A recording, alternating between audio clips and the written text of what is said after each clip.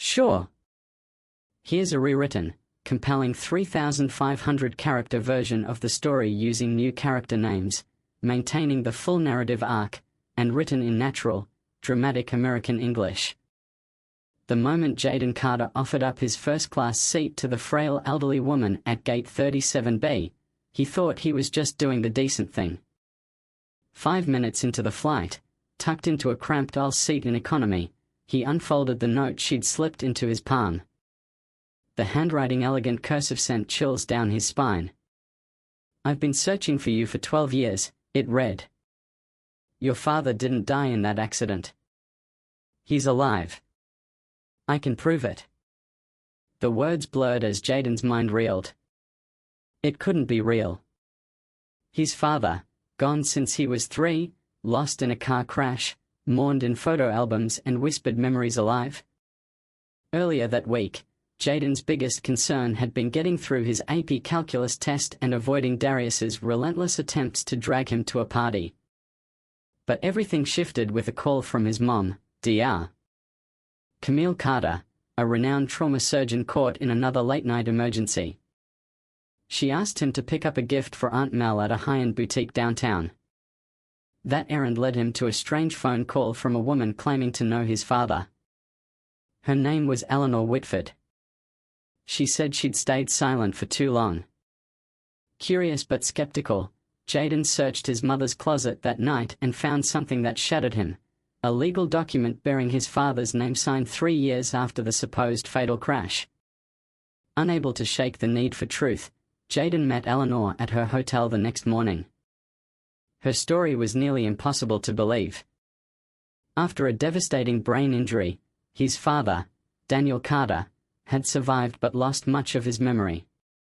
Thinking it best, he and Camille agreed to a clean break. Jaden would be told he had died.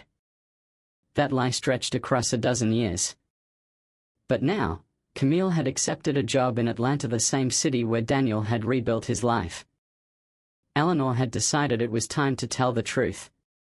And Jaden? He booked himself on that flight to Atlanta, needing to see the man with his own eyes. That's when he gave up his first-class seat to the kind old woman with silver hair and tired eyes. That's when everything changed. Because Evelyn wasn't just any woman. She was Judith Carter, his grandmother. And she hadn't just orchestrated a reunion. She had watched, tested, and judged. His spontaneous act of compassion was all she needed to know. He was his father's son. At the Atlanta airport, Judith pointed to a man waiting near the arrivals gate. Daniel Carter. Taller than Jaden expected, with streaks of gray in his hair and eyes that mirrored his own. Their reunion was hesitant, raw, but undeniably real. But when Camille arrived the next day, the air turned electric. Accusations, regret, and a desperate desire to explain clashed in the living room. She admitted everything. Yes, she'd lied. Yes, she'd buried the truth out of fear and grief and a misguided sense of protection. And yes, she planned to move Jaden to Atlanta without ever telling him his father lived there. The betrayal ran deep. But so did the love. And in that tangled mess of secrets and intentions, Jaden made a decision. He wanted to know his father. Not as the ghost he'd imagined for 12 years.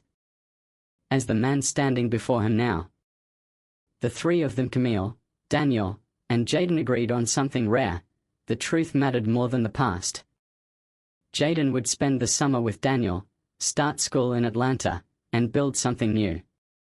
Not a perfect family, but a real one.